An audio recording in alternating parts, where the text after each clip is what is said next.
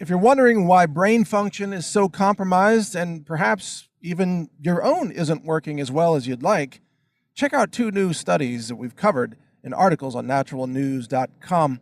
One of them talks about how canola oil has been found in a scientific study to harm cognitive function and actually reduce memory capability. And then another study has been found that turmeric or curcumin in turmeric boosts memory by up to 30%, especially in elderly subjects. So these two studies reveal that a common ingredient, canola oil, that is very often hyped as a healthy ingredient, I mean, it's been hyped that way for decades, is actually not as good for you as you think, and it may be impairing cognitive function. And canola oil comes from a plant called the rapeseed plant. Rapeseed is a plant that has known problems with human digestion or biology. And they renamed the oil. It used to be called rapeseed oil, but they renamed it for marketing purposes because who wants to eat rapeseed salad dressing? You know what I mean? So they renamed it to canola oil a couple of decades back. I forgot the exact year. And then they've been using it to push canola as the next greatest thing. But there are real problems with that. You know, all these oils, these vegetable oils, frankly, these soy oil, corn oil, and canola oil, I think are significant, if not the most common contributors to chronic degenerative disease in America today. Because these oils are part of everything. Most people eat them at every meal. And people buy canola oil salad dressings and they think it's healthy. They think, and by the way, a lot of salad dressings that are labeled olive oil salad dressings, if you look on them, it's actually mostly canola oil with a little bit of olive oil. And who knows even if that olive oil is real olive oil anyway. A lot of olive oil is counterfeit. So even if you think you're buying olive oil, read the ingredients because you may not be getting hardly any olive oil. Canola oil is in dressings, it's in sauces, it's in soups, it's in pastries, it's in mixes of all kinds, it's everywhere. And so check out the study at naturalnews.com. Just search for canola oil brain function, something like that, and you'll find it. It's very interesting. Now, getting to curcumin and turmeric, here's the good news. So curcumin is the most common active constituent of turmeric, which is the root. You know, people say turmeric or turmeric, or some people, if they're mispronouncing it, they say turmeric.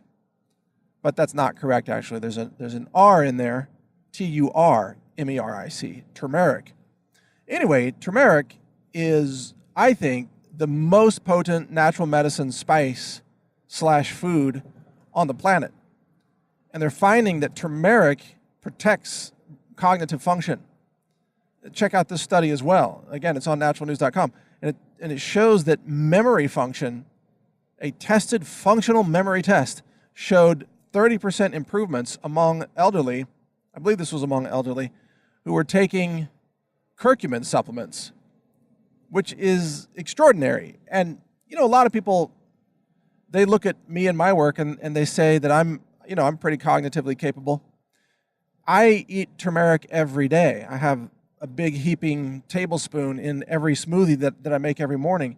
I use turmeric like food. I mean, I drink it every day, literally every day. And I've done that for years now. And in doing that, I've come to find or experience a lot of the benefits of turmeric. And I think that one of the mechanisms through which it works to enhance cognitive function, by the way, is that it helps reduce inflammation of the brain. And sometimes Alzheimer's has been described as inflammation of the brain.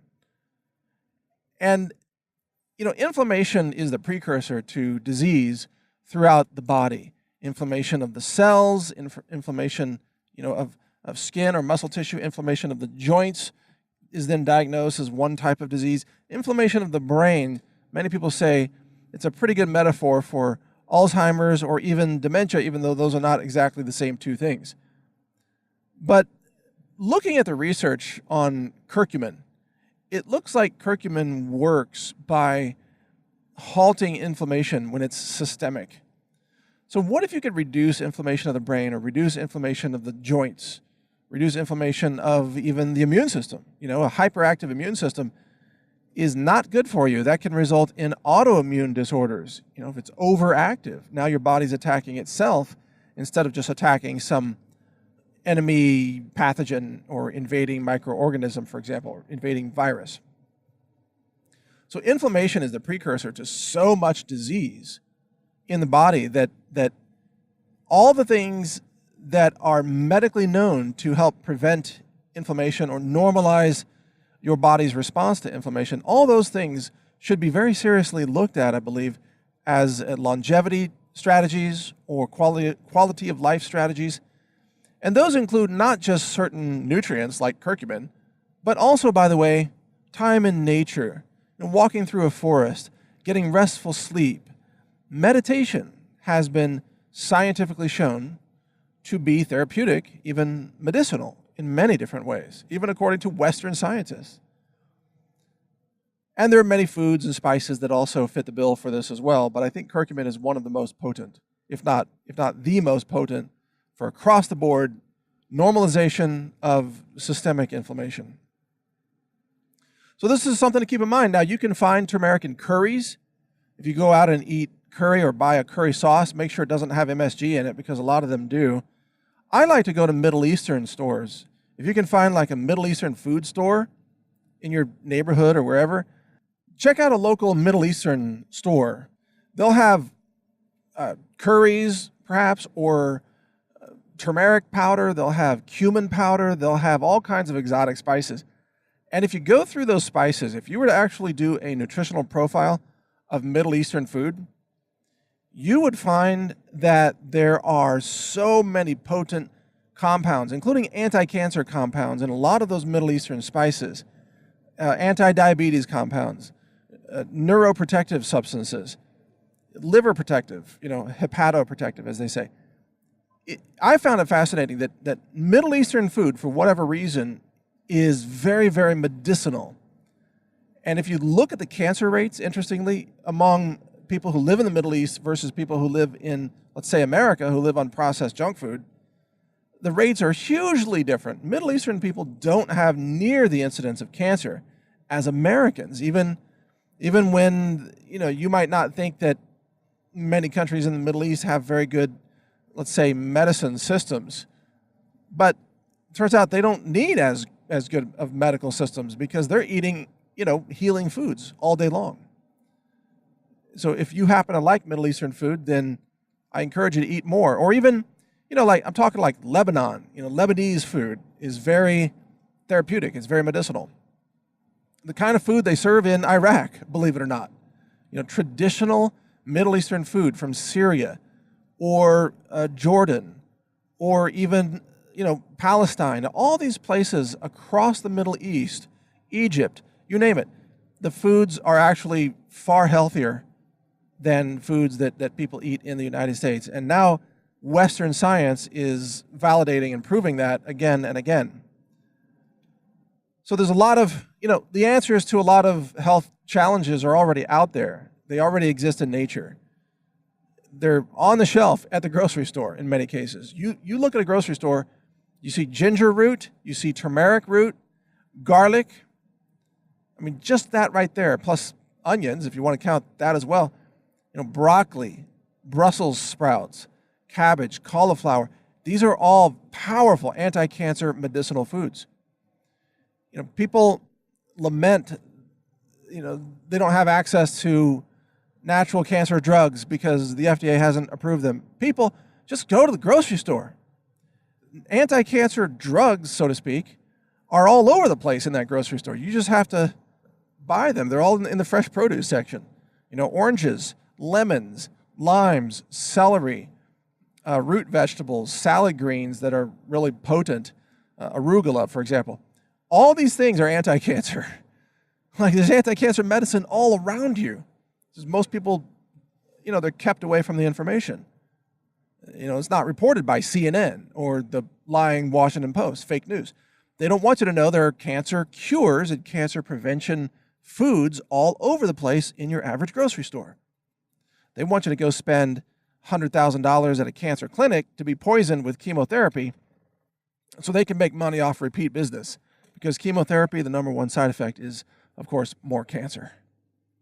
But if you just go to the grocery store instead and you start eating something like a macrobiotic diet, maybe some brown rice, and start juicing some kale and some spinach with like lemon and lime juice in it, to make it taste better, and just have some beetroot, have, frankly, some of the herbs and root vegetables I've been talking about here. Do a little bit of turnip in there if you want. I mean, these are all anti-cancer. And people who have cancer in the United States, almost across the board, are people who are living on processed junk food. Processed food that's devoid of the nutrients and minerals they need while filling their bodies with toxins. Toxic chemicals, artificial sweeteners, chemical preservatives, artificial colors. All this garbage, trans fats, it's incredible.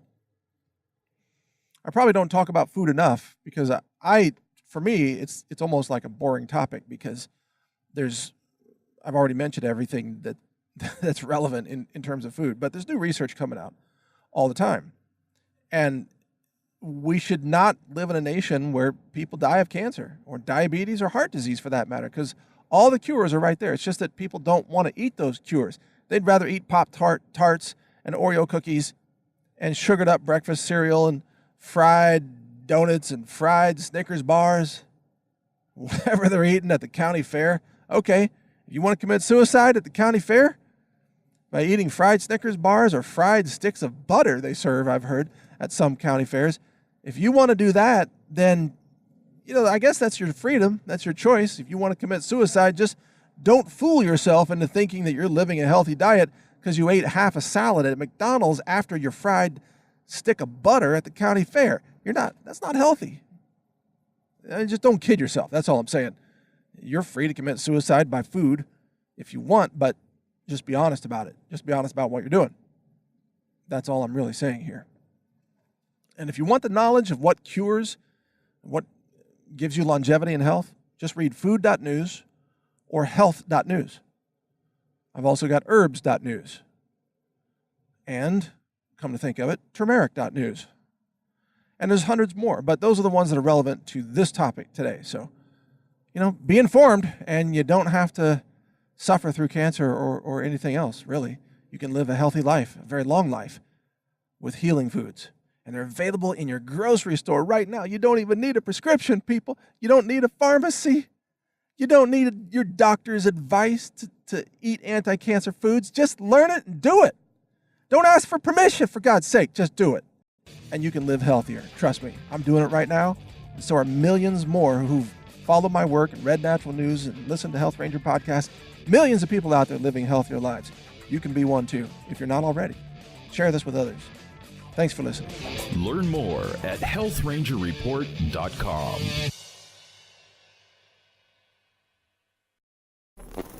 Thank you for watching. If you want to support our mission, visit us at healthrangerstore.com for the world's largest selection of lab-verified superfood and nutritional products for healthy living. It's at healthrangerstore.com.